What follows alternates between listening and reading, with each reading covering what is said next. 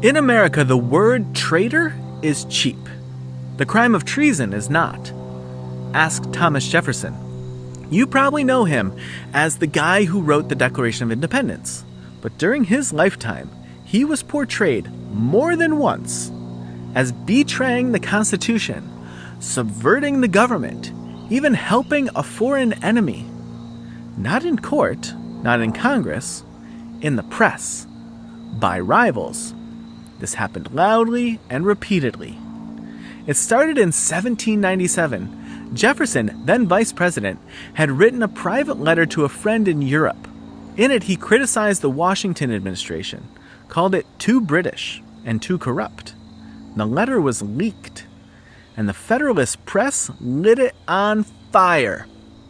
Newspapers accused Jefferson of disloyalty, of insulting George Washington, and of loving France more than his own country. And some even called it treason. A few years later, in 1798, he secretly drafted the Kentucky Resolutions, arguing that states had a right to reject federal laws they believed were unconstitutional. Federalist leaders and state legislatures condemned the idea as a threat to the Union itself. His name wasn't on the document, but many suspected who wrote it. His authorship wasn't publicly confirmed until 1814. And then in 1807, as president, Jefferson imposed a national embargo to avoid war with Britain and France. New England merchants were furious. The Massachusetts legislature called the Enforcement Act of 1809 unjust, oppressive, and unconstitutional. Critics argued the embargo hobbled Britain and advantaged Napoleon. 3 moments, 3 accusations of betrayal, and not one of them ever made it to court. Because under the U.S. Constitution, treason isn't just a feeling. It's not a label you throw at someone who disagrees with you. It requires an overt act, 2 witnesses, or a confession in open court. And that bar was set high on purpose because the founders had seen what happens when governments use treason charges to silence dissent. And the Burr treason trial in 1807 made that guardrail visible. Without an overt act proved by 2 witnesses, even a widely suspected conspiracy could not yield a conviction. And yet here we are. In 2025, people call each other traitor in comment sections and on cable news, even in Congress. Mike Pence was called a traitor for certifying an election.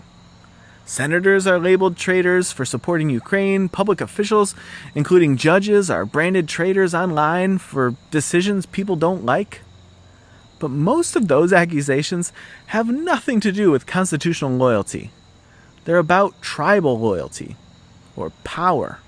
They're about punishing someone who broke from the team you're on. And the danger is this. If everything is treason, then nothing is.